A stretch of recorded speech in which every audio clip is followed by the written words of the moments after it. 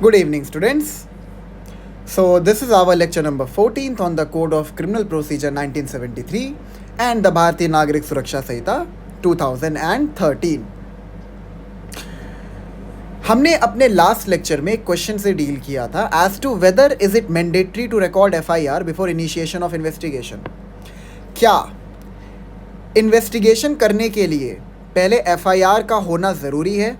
इस क्वेश्चन से हमने डील किया था, जिसका आंसर हमें मिलता है सेक्शन 157 के अंडर, जहां पर यह बताया गया है कि the police can conduct a preliminary investigation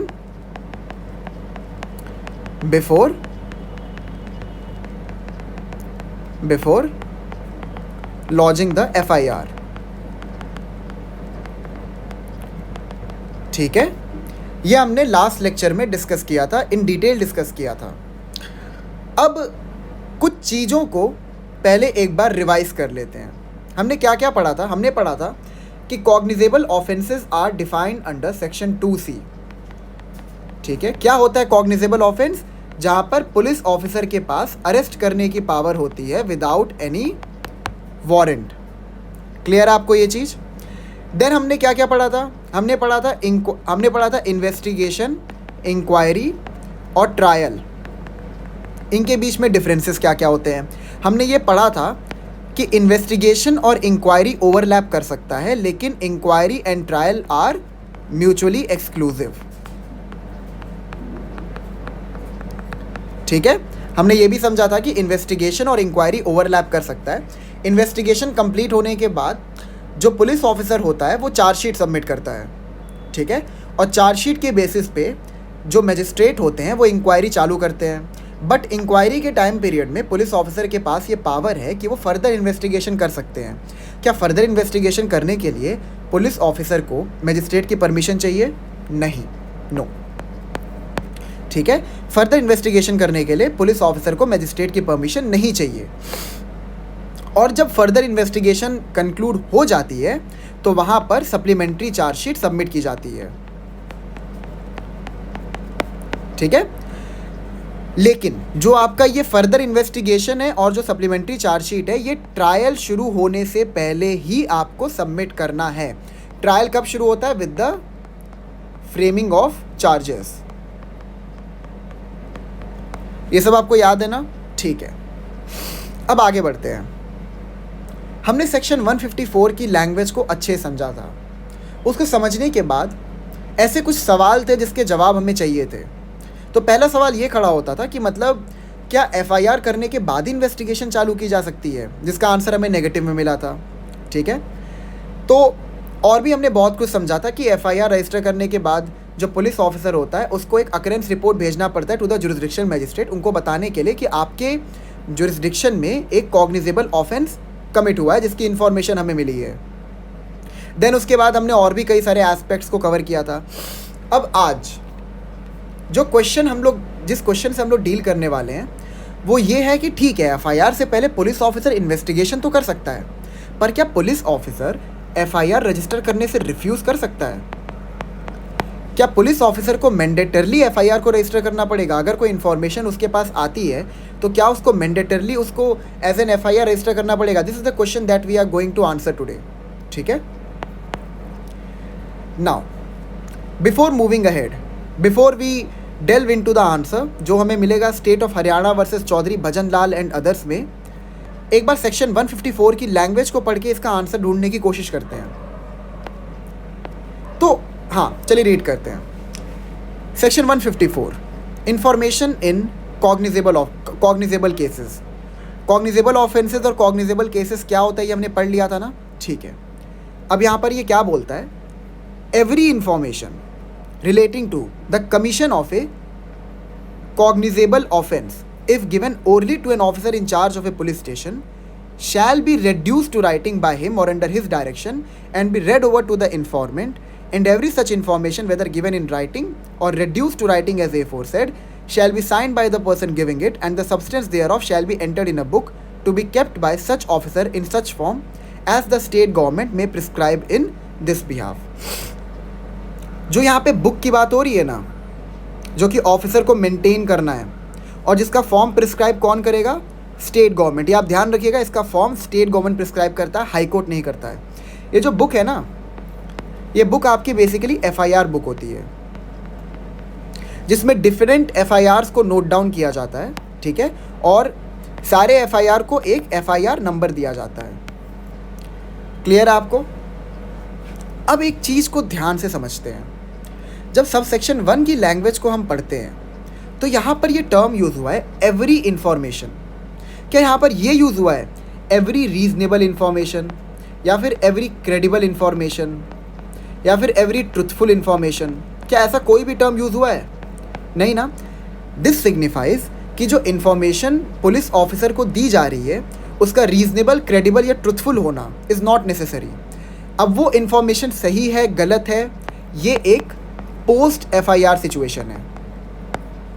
अब अगर मान लीजिए एफआईआर लॉन्च की गई है किसी को फ्रेम करने के लिए, किसी को डिफेम करने के लिए, ठीक है, मतलब मैलिशियस इंटेंशन के साथ अगर एफआईआर को लॉन्च किया गया है, तो वहाँ पर तो आपके पास रिकोर्स है ही ना कि सेक्शन 211 ऑफ आईपीसी के अंदर जो इन्फॉर्मेंट है उसको प्रोसिक्यूट किया जा सकता है, या फिर उसके अगेंस्ट में सिविल प्रोसीडिंग भी इनिशिएट की जा सकती है, जिसमें कि एग्रीव्ड को कंपेंसेशन दिया जाता है।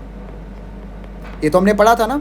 तो यहाँ पर एवरी इंफॉर्मेशन सिग्निफाइज कि इंफॉर्मेशन का रीजनेबल होना, क्रेडिबल होना, ट्रूथफुल होना is not necessary. This indicate towards this कि किसी भी तरीके की अगर इंफॉर्मेशन पुलिस ऑफिसर के पास आती है तो पुलिस ऑफिसर को उसको मैंडेटरली रजिस्टर करना पड़ेगा एज एन एफआईआर। आगे क्या लिखा है? Every information relating to the commission of a cognizable offence if given orally to an officer in charge of a police station shall. The term shall has been used here. Shall क्या indicate करता है? Mandatory.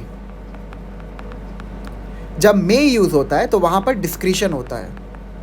तो क्या यहाँ पर police officer को discretion दी गई है कि आपको जो इन्फॉर्मेशन दी जाएगी आपको उसको एज एन एफआईआर रजिस्टर करनी है? अगर नहीं मन है तो मत करिए, अगर मन है तो कर लीजिए। अगर आपको लगता है कि जो इन्फॉर्मेशन दी गई है वो रीजनेबल नहीं है तो आप मत करिए। ऐसा कुछ डिस्क्रिशन दिया गया है? नहीं ना। The term shall has been used here and shall signifies कि पुलिस ऑफिसर को मैंडेटरली उस इन्फॉर्मेशन को एफआईआर बुक में रजिस्टर करना पड़ेगा। क्लियर हो गया आपको? तो कहीं ना कहीं सेक्शन 154 के लैंग्वेज में ही हमें इस सवाल का जवाब मिल चुका है कि जो इन्फॉर्मेशन दी जाती है पुलिस ऑफिसर को किसी ऑफेंस की which is cognizable in nature, उसको पुलिस को मैंडेटरली रजिस्टर करना पड़ेगा एज एन एफआईआर। अब हम लोग इस केस लॉ में डेल्व करेंगे which is state of Haryana versus Chaudhary Bhajan Lal and others. ठीक है, शुरू करते हैं। इस केस के फैक्ट को समझते हैं। उससे पहले मैं इस केस के बारे में लिख देता हूं। State of Haryana versus Chaudhary Bhajan Lal and others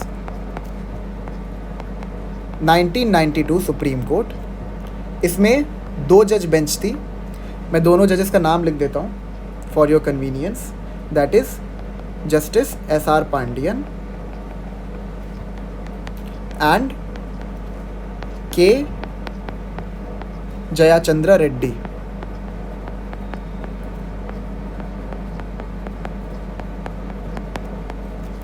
ठीक है, ये साइटेशन है 1992 सुप्रीम कोर्ट ने इसमें जजमेंट सुनाया। 2 जज बेंच थी, S.R. पांडियन एंड के जयाचंद्रा रेड्डी। फैक्ट्स को समझते हैं इस केस के। तो फैक्ट्स को समझने के लिए पहले हमें जाना पड़ेगा 1982 में। 1982 में हरियाणा में इलेक्शंस हुए थे। इलेक्शंस होने के बाद Bhajan Lal came to be victorious and he was elected as the chief minister of Haryana.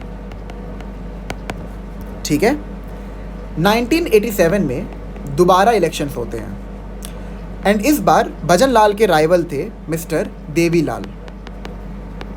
Devilal belongs to Lok Dal party. Clear आपको यहां तक? अब क्या हुआ, इस इलेक्शन में Devilal was elected as the new CM of Haryana. ठीक है। पहले भजन लाल हरियाणा के सीएम थे, उनको हरा के देवी लाल नए सीएम बन गए। 1987 के इलेक्शन में ही देवी लाल के पार्टी से, दैट इज लोकदल, धर्मपाल ने भी इलेक्शन लड़ा था, ठीक है। एंड धर्मपाल ने जिस कॉन्स्टिट्यूएंसी से इलेक्शन लड़ा था उनके अगेंस्ट में खड़ी थी miss Jamuna Devi, and Jamuna Devi was the wife of Bhajan Lal. जिस कॉन्स्टिट्यूएंसी से धर्मपाल ने इलेक्शन लड़ा था वहां पर वो हार गए, ठीक है। ये जो बात आपको बताई जा रही है ये बस फैक्ट्स हैं, ठीक है। इसमें इतना डेल्व नहीं करना, इसका जजमेंट से कुछ लेना देना नहीं है, बट मैं आपको फैक्ट समझा दे रहा हूँ। धर्मपाल इलेक्शन मतलब जिस कॉन्स्टिट्यूएंसी से लड़े थे वहाँ से इलेक्शन हार जाते हैं, बट उन्हीं के पॉलिटिकल पार्टी से जो कि देवी लाल बिलोंग करते थे वो नए सीएम इलेक्ट होते हैं हरियाणा के। होता क्या है कि धर्मपाल देवी लाल के पास एक कंप्लेन लेके जाते हैं और उसमें वो एलिगेशन लगाते हैं कि 1969 के बाद से भजन लाल ने बहुत ज़्यादा करप्शन किया है, ठीक है। भजन लाल को मैं शॉर्ट में BL लिख दे रहा। वो ये एलिगेशन लगाते हैं कि 1969 के बाद से भजन लाल ने बहुत सारा करप्शन किया और बहुत सारा वेल्थ कलेक्ट किया है गलत तरीके से, बेसिकली करप्शन करके। इस कंप्लेंट के बेसिस पे इन्वेस्टिगेशन चालू होती है, ठीक है। FIR रजिस्टर हो जाता है और SHO जो होता है वो इन्वेस्टिगेशन चालू कर देता है। इन्वेस्टिगेशन जो चालू किया जाता है वो on the basis of section 161 and 165 of IPC पे किया जाता है, and along with that section 5 subsection 1 of the prevention of corruption act 1987, ठीक है। इन लॉज के अंदर इन लॉज में जो ऑफेंसेस दिए हुए हैं बेस्ड ऑन दैट भजन लाल के अगेंस्ट में इन्वेस्टिगेशन चालू की जाती है। नाउ अच्छा, जो ये 2 सेक्शंस है ना, अब ये रिपील हो चुके हैं, they are not a part of IPC और BNS एनीमोर, ठीक है। तो इन ऑफेंसेस के अंदर इन्वेस्टिगेशन चालू होता है। जब ये इन्वेस्टिगेशन चल रहा होता है तो भजन लाल filed a writ of certiorari and prohibition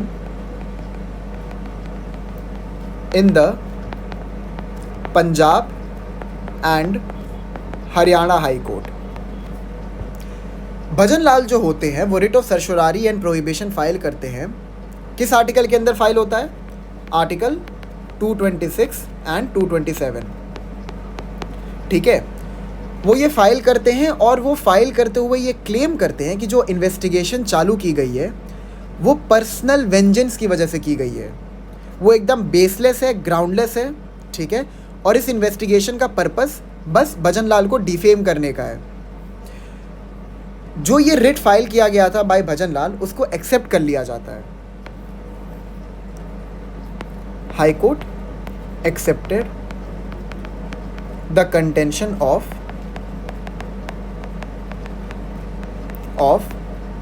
भजन लाल। जो भी उन्होंने अपने तरफ से पेश किया था हाई कोर्ट ने उसको सही माना और हाई कोर्ट ने अपने इनहेरेंट पावर्स को एक्सरसाइज करते हुए, अब आपको याद आ रहा होगा इनहेरेंट पावर्स कहाँ पे डिफाइंड है?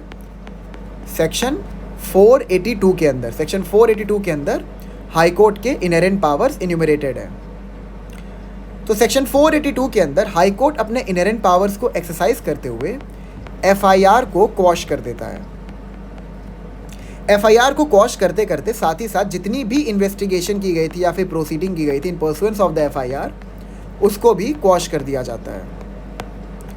क्लियर है आपको यहाँ तक? ठीक है। अब जब FIR क्वॉश हो जाता है तो बेसिकली इन्वेस्टिगेशन कौन कर रही थी? स्टेट ऑफ हरियाणा, ठीक है। तो स्टेट ऑफ हरियाणा एक SLP फाइल करती है under article 136 in the supreme court and they alleged कि हाई कोर्ट ने जो जजमेंट दिया है, जो FIR को क्वॉश किया है, वो उनके पास अथॉरिटी नहीं थी उसको क्वॉश करने की, but still they did that. तो ये जो है ना, ये पूरा फैक्ट है केस का, ये पूरा फैक्चुअल मैट्रिक्स था केस का। आपको क्या पता समझ में आ गया हो, ठीक है। तो अब जब इस जजमेंट को दिया जा रहा था तो इसमें बहुत सारे सेक्शंस में डेल्व किया गया था। साथ ही साथ इस क्वेश्चन से भी डील किया गया था कि क्या पुलिस ऑफिसर के पास अगर एफआईआर लॉन्च की जाती है तो क्या पहले पुलिस ऑफिसर को ये मेक श्योर करना पड़ेगा कि जो एफआईआर की जो इन्फॉर्मेशन दी जा रही है ऑफ ए कॉग्निजेबल ऑफेंस वो रीजनेबल या फिर क्रेडिबल है, तभी उसको एज एन एफआईआर रजिस्टर किया जाएगा। ये क्वेश्चन भी उठा बिकॉज हाईकोर्ट ने जिस ग्राउंड पर एफआईआर को क्वॉश किया था वो ये कहा था कि मतलब यहाँ पर एक पर्सनल वेंजेंस के ग्राउंड पे एफआईआर लॉन्च की गई है। अब वो पर्सनल वेंजेंस के ग्राउंड पे लॉन्च की गई है या फिर किसी अदर रीजनिंग से लॉन्च की गई है, these are all post FIR situation, ठीक है। तो इसीलिए ये सवाल खड़ा हुआ कि क्या एफआईआर जो लॉन्च की जाती है जब किसी कॉग्निजेबल ऑफेंस की इन्फॉर्मेशन पुलिस ऑफिसर को दी जाती है तो क्या पहले पुलिस ऑफिसर को इस क्वेश्चन से डील करना पड़ेगा कि जो इन्फॉर्मेशन दी गई है वो रीजनेबल है या क्रेडिबल है, ठीक है। तो अब हम लोग आते हैं इस चीज़ पे कि सुप्रीम कोर्ट ने क्या क्या ऑब्जर्वेशन दी थी इन state of Haryana versus bhajan Lal and others, ठीक है। जो पहली ऑब्जर्वेशन सुप्रीम कोर्ट ने दी थी, it was the police officer is duty bound to file the FIR and subsequently send the occurrence report to the jurisdictional magistrate. हमने क्या समझा था यहाँ पर, सुप्रीम कोर्ट ने ये ऑब्जर्वेशन दी कि जो पुलिस ऑफिसर है he is obligated, he is duty bound to file the FIR, और एफआईआर को फाइल करने के बाद जो जुरिसडिक्शनल मैजिस्ट्रेट हैं उनको अकरेंस रिपोर्ट भेजना चाहिए। क्यों अकरेंस रिपोर्ट जाती है जुरिसडिक्शनल मैजिस्ट्रेट को? ताकि उनको पता चल सके कि उनके जुरिसडिक्शन में एक कॉग्निजेबल ऑफेंस कमिट हुआ है। एंड जैसे ही अकरेंस रिपोर्ट जुरिसडिक्शनल मैजिस्ट्रेट को भेज दिया जाता है तो वहीं से जुडिशियल मशीनरी एक्टिव हो जाती है एंड जुडिशियल मशीनरी कहीं ना कहीं एक सुपरवाइजरी रोल प्ले करना शुरू कर देती है, ठीक है। एक सुपरवाइजरी रोल प्ले करना शुरू कर देती है। जैसे मैं आपको समझाता हूँ एक चीज़, आपको याद है ना, अगर सेक्शन 154 सब सेक्शन 1 के अंदर पुलिस एफआईआर रजिस्टर करने से रिफ्यूज़ कर दे तो आपके पास 4 रिकोर्सेज थे। The first recourse is under section 154 sub section 3 कि आप लोकल एसपी को अप्रोच कर सकते हो, ठीक है। अगर लोकल एसपी मना कर दे तो आप सेक्शन 156 सब सेक्शन 3 के अंदर जुरिसडिक्शनल मैजिस्ट्रेट को आप अप्रोच कर सकते हो कि इनको डायरेक्शन दीजिए कि ये मेरा एफआईआर लॉन्च करे। अगर ये भी मना कर दे तो आप सेक्शन 200 के अंदर कंप्लेंट लॉन्च कर सकते हो। एंड एट द एंड अगर कंप्लेंट लेने से भी मैजिस्ट्रेट मना कर दे तो आप इन द एंड सेक्शन 482 के अंदर हाई कोर्ट के इनहेरेंट पावर्स को इन्वोक कर सकते हो। याद है ना, to give effect to any order under this code. ये इतना क्लियर हो गया ना। तो जो आपका सेक्शन 156 सब सेक्शन 3 है ये कहीं ना कहीं ऑथोराइज करता है मैजिस्ट्रेट को to play a supervisory role over the investigating agencies.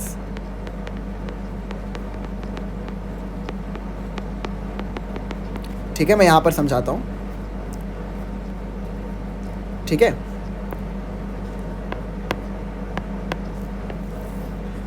तो जो सेक्शन 156 सब सेक्शन 3 है वो मैजिस्ट्रेट को एक पावर देता है कि the magistrate can play a supervisory role over the investigating agencies. अब इसको समझते हैं कि आखिर सेक्शन 156 सब सेक्शन 3 के अंदर मैजिस्ट्रेट कैसे एक सुपरवाइजरी रोल प्ले करते हैं। तो please open section 156 sub section 3। अगर आप 156 सब सेक्शन 3 को पढ़ते हैं तो इसमें क्या लिखा हुआ है, any magistrate empowered under section 190, जहाँ पे कॉग्निजेंस लेने की बात की गई है, that is section 190, may order such an investigation as above mention. Section 156 sub section 3 की पावर को एक्सरसाइज करते हुए मैजिस्ट्रेट प्रॉपर इन्वेस्टिगेशन करने का ऑर्डर दे सकते हैं, ठीक है।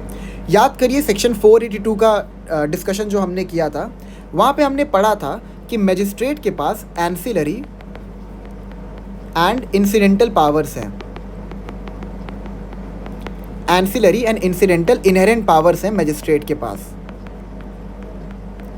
ठीक है, तो जो सेक्शन 156 सब सेक्शन 3 है ये इसी चीज़ का मैनिफेस्टेशन है कि the magistrate holds ancillary and incidental inherent powers.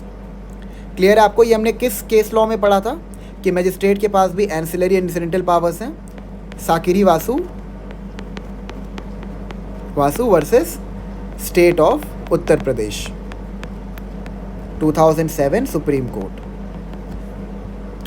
Clear आपको यहाँ तक? ठीक है, ठीक है। तो यहाँ पर पहला क्या ऑब्जर्वेशन दिया सुप्रीम कोर्ट ने? The police officer is duty bound to file the FIR and subsequently send the occurrence report to the jurisdictional magistrate, ताकि जो मजिस्ट्रेट है वो एक सुपरवाइजरी रोल प्ले कर सके एंड प्रॉपर इन्वेस्टिगेशन करने का पुलिस ऑफिसर को डायरेक्शन दे सके। This is for the reason that investigation can be started promptly and can be done properly and in order to avoid any foul play by the police officer. अगर मान लीजिए आप FIR लेके police officer के पास जाते हैं, police officer कहता है हाँ ठीक है, थोड़ा टाइम दीजिए, 1-2 हफ्ते का, हम उसके बाद एफआईआर लॉन्च कर देंगे। ऐसा नहीं है।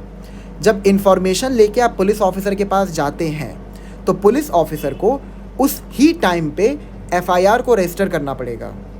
ठीक है, क्यों करना पड़ेगा? ताकि जो इन्वेस्टिगेशन है उसको तुरंत चालू किया जा सके and also to avoid any foul play. Foul play का मतलब क्या है? अब सपोज पुलिस ऑफिसर को पता चलता है कि जो एक्यूज्ड है, जिसके अगेंस्ट में इंफॉर्मेशन दी जा रही है, वो बहुत ही इन्फ्लुएंशियल आदमी है, तो वो उसके साथ कोलिजन कर लें, मिली भगत कर लें। ठीक है, एंड क्या कहते हैं कि मतलब जो इन्फॉर्मेंट था उसके ऊपर प्रेशर बनाए कि मतलब तुम ये इन्फॉर्मेशन मत दो। एक्यूज को पता चल जाएगा ना कि मतलब ये बंदा मेरे अगेंस्ट में एफआईआर लॉन्च कर रहा है, तो वो जाके उसको मतलब सप्रेस करने की कोशिश करेगा, उसको डराएगा, धमकाएगा कि मेरे अगेंस्ट में एफआईआर लॉन्च मत करो। लेकिन एफआईआर के लॉन्च होते ही अकरेंस रिपोर्ट चला जाता है मैजिस्ट्रेट को, एंड जस्ट आफ्टर दैट जैसे ही मैजिस्ट्रेट को अकरेंस रिपोर्ट चली जाती है तो मैजिस्ट्रेट वहाँ पे एक्टिव हो जाता है, जुडिशियल मशीनरी एक्टिव हो जाती है एंड वो एक सुपरवाइजरी रोल प्ले करना शुरू कर देती है। तो वहाँ पर ये जो फाउल प्ले पुलिस ऑफिसर कर सकते हैं उसको अवॉइड किया जाएगा, वो अवॉइड हो जाएगा। ठीक है, so this was the first observation made by the Supreme Court. Let's come to the second observation. It says, unlike section 41A or G, wherein the expressions reasonable complaint and credible information are used, the word information under section 154 subsection 1 have no such qualifying words, which indicates that the legislative wisdom/intent behind this was the police officer should not refuse to record an information relating to the commission of a cognizable offence and to register a case thereon. In other words, reasonableness or credibility of the said information is not a condition precedent for registration of a case. एक बार आप लोग section 41 पढ़िए। यहाँ पर क्या बोला है? When police में अरेस्ट विदाउट वारंट, इसके ए को पढ़िए। ए में कहता है, बी को पढ़िए। बी क्या कहता है? Against whom a reasonable complaint has been made. And G में क्या बोला है? Who has been concerned in or against whom a reasonable complaint has been made. Section 41 which talks about when police में arrest without warrant, यहाँ पर the term reasonable has been used. ठीक है, हमें ये चीज़ बहुत अच्छे से पता है कि पुलिस ऑफिसर एक कॉग्निजेबल ऑफेंस में अरेस्ट कर सकते हैं विदाउट अ वारंट, लेकिन उसके भी कुछ सिचुएशंस हैं, कुछ कंडीशंस हैं जहाँ पर police officer without warrant arrest कर सकता है। ऐसा नहीं है कि मतलब जस्ट बिकॉज एक बंदे ने कॉग्निजेबल ऑफेंस कमिट किया है तो उसको तुरंत जाके अरेस्ट कर लेंगे। उसके अगेंस्ट एक रीजनेबल कंप्लेंट होनी चाहिए। तो हम लोग यहाँ पर क्या देखते हैं कि अरेस्ट करने के लिए, मैं इसको यहाँ पर लिख देता हूँ, to make an arrest a reasonable complaint has to be there। ठीक है, इसका मतलब ये है कि अरेस्ट करने के लिए पुलिस के पास कुछ रीजनिंग होनी चाहिए। सपोज ए है, ए ने बी का मर्डर किया। अब ए एकदम साइको टाइप का आदमी है। ठीक है, बी का मर्डर होते हुए सी ने देखा। ठीक है, सी गया police station and police station में उसने जाके बोला ए बहुत साइको है, वो एकदम एक किलिंग स्प्री पे है, वो अभी बी को मारा है, वो फिर डी को मारेगा, वो फिर ई को मारेगा। तो ऑब्वियस सी बात है ये एक रीजनेबल कंप्लेंट है। यहाँ पे रीज़न है पुलिस ऑफिसर के पास कि वो ए को अरेस्ट कर सके। तो यहाँ पर अरेस्ट करने के लिए आपको एक रीजनिंग देनी पड़ेगी कि हाँ हम इस रीज़न पे आपको अरेस्ट कर रहे हैं, आपकी लिबर्टी को कर्टेल कर रहे हैं। लेकिन अगर आप सेक्शन 154 पढ़ते हैं तो क्या यहाँ पे कोई भी क्वालिफाइंग वर्ड यूज़ हुआ है? नहीं ना, यहाँ पे लिखा है एवरी इन्फॉर्मेशन। अब वो इन्फॉर्मेशन सही है गलत है वो पोस्ट एफआईआर सिचुएशन होगा। तो क्लियर हो गया आपको जो सेकंड ऑब्जर्वेशन सुप्रीम कोर्ट ने दी है, that is unlike section 41A और G where in the expressions reasonable complaint and credible information are used, the word information under section 154 subsection 1 have no such qualifying words, which indicates that the legislative wisdom behind this was the police officer should not refuse to record an information relating to the commission of a cognizable offense and to register a case thereon। मतलब कि जैसे ही police officer के पास ऐसी कोई भी information लेके कोई बंदा आता है कि मैंने एक कॉग्निजेबल ऑफेंस होते हुए देखा है या मेरे अगेंस्ट में एक कॉग्निजेबल ऑफेंस हुआ है, तो पुलिस ऑफिसर को उसको मैंडेटरली रजिस्टर करना पड़ेगा एज एन एफआईआर। क्लियर हो गया आपको जो सेकंड ऑब्जर्वेशन सुप्रीम कोर्ट ने दी थी। अच्छा एक चीज़ और, सेक्शन 156 सबसेक्शन 3 के अंदर मैजिस्ट्रेट प्रॉपर इन्वेस्टिगेशन करने का ऑर्डर दे सकते हैं। मैंने आपको समझाया था कि जुडिशियल मशीनरी और एग्जीक्यूटिव मशीनरी दोनों के रोल्स डिफरेंट हैं। इन्वेस्टिगेशन जो है वो एग्जीक्यूटिव मशीनरी करता है एंड इंक्वायरी और ट्रायल जो है वो जुडिशियल मशीनरी करता है।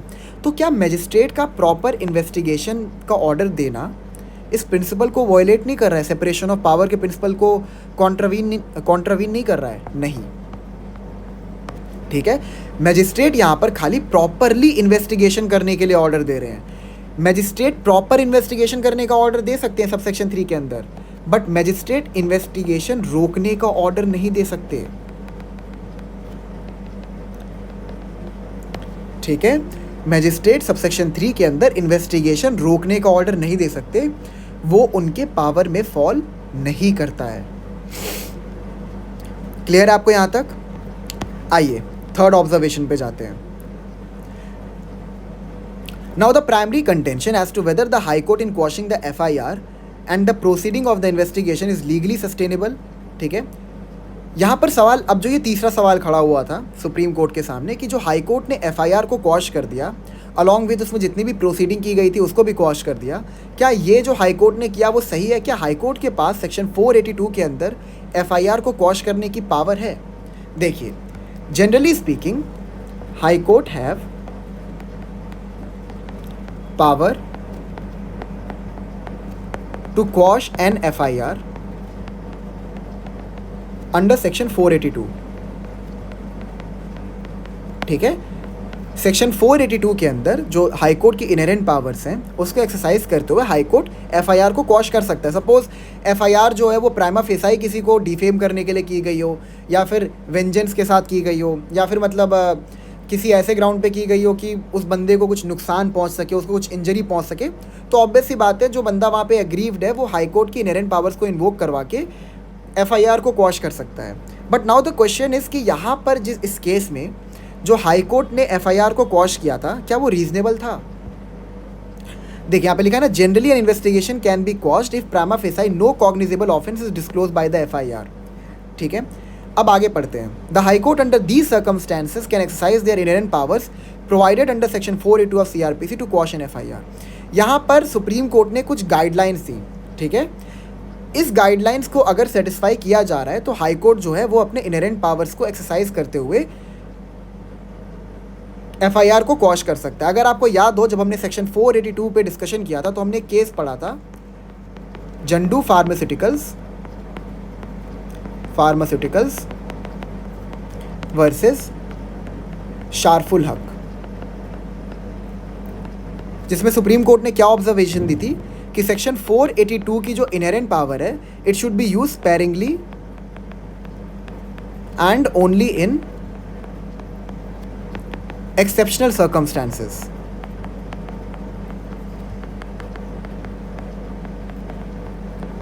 ठीक है, ये आपको याद है ना, ये हमने पढ़ा था जब हम लोग सेक्शन 482 का डिस्कशन कर रहे थे। तो जो केस के फैक्ट हैं, हमने क्या देखा था केस के फैक्ट पे?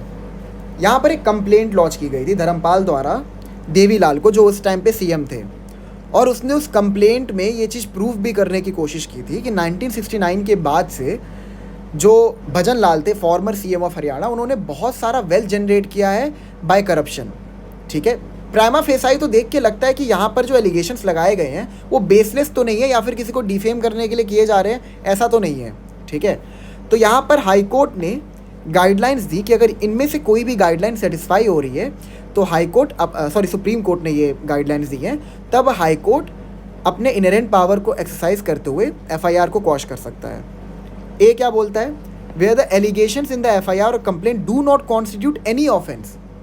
अगर कोई हाई कोर्ट को अप्रोच करता है अंडर सेक्शन 482 और जब हाई कोर्ट एफआईआर को पेरूज करता है और उसको पता चलता है कि यहाँ पर तो जो भी इन्वेस्टिगेशन की गई है बेस्ड ऑन दैट कोई ऑफेंस निकल के ही नहीं आ रहा है, तो वहाँ पर हाई कोर्ट सेक्शन 482 की पावर को एक्सरसाइज करते हुए एफआईआर को क्वॉश कर सकता है।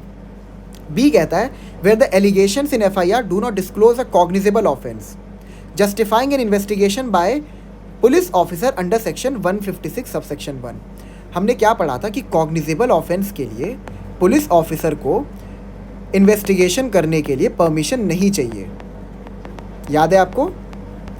ठीक है, अब सपोज पुलिस ऑफिसर जो है वो कॉग्निजेबल ऑफेंस समझ के इन्वेस्टिगेशन कर रही है, बाद में पता चलता है कि वो तो नॉन कॉग्निजेबल ऑफेंस था, तो नॉन कॉग्निजेबल ऑफेंस के लिए तो आपको मजिस्ट्रेट की परमिशन चाहिए ना। तो यहाँ पर क्या है, अगर एफआईआर जो है वो ये डिस्क्लोज करता है कि it is not a cognizable offence, तो वहाँ पर जो भी एफआईआर की गई है, जो भी इन्वेस्टिगेशन की गई है in pursuance of that FIR, उसको क्वॉश किया जा सकता है।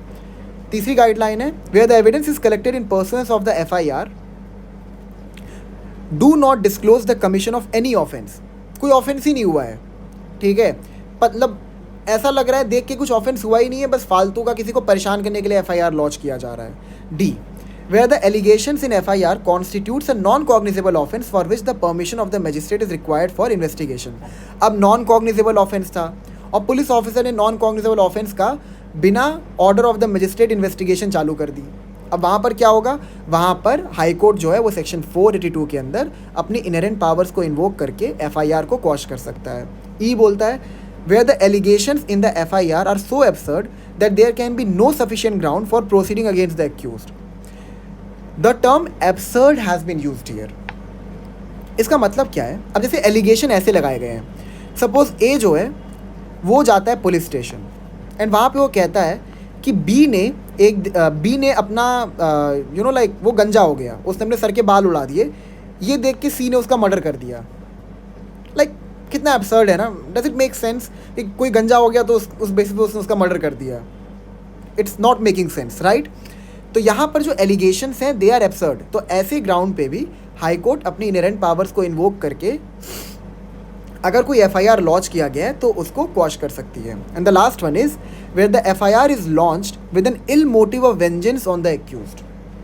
अगर इल मोटिव है, ठीक है, इल मोटिव मतलब क्या, कुछ बदला लेना है, मतलब कुछ किसी ने किसी का मजाक बना दिया, वो बदला लेने के लिए उसके अगेंस्ट में एक एफआईआर लॉन्च कर दिया, ठीक है, तो किसी इल मोटिव के साथ अगर एफआईआर लॉन्च की जा रही है या फिर वेंजेंस के पर्पस से एफआईआर लॉन्च की जा रही है, तो वहाँ पर भी एफआईआर को क्वॉश करने की power high court under section 482 hold करता है, ठीक है। एंड लास्ट में अगेन सुप्रीम कोर्ट ने ये ऑब्जर्वेशन दी कि the power of quashing the FIR should only be exercise sparingly and only in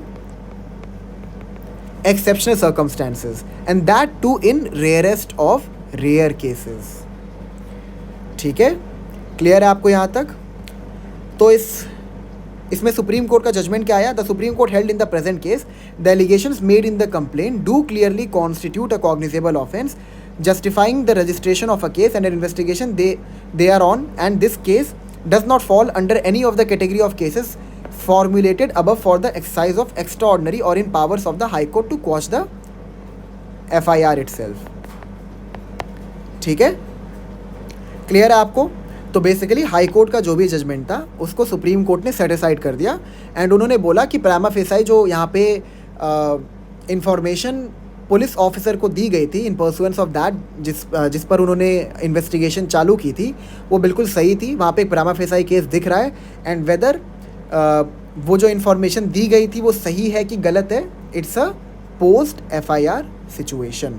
along with that supreme court ने एक और ऑब्जर्वेशन की थी कि अगर सेक्शन 154 सबसेक्शन 1 के अंदर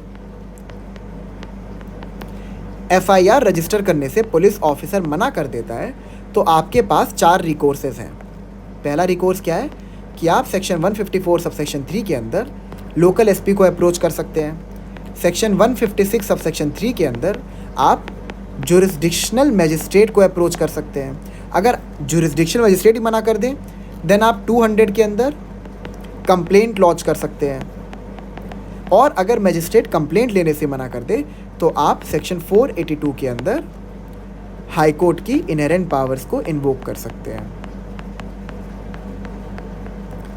ठीक है, तो जितना भी हमने डिस्कशन किया आज इस केस से related, we came to the conclusion that it is mandatory for the police officer to register an FIR. So that's all for today. In the next lecture we are going to discuss Lalita Kumari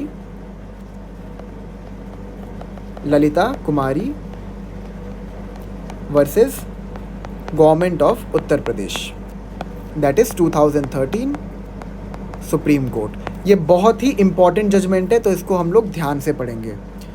so thank you so much, I will meet you in the next lecture.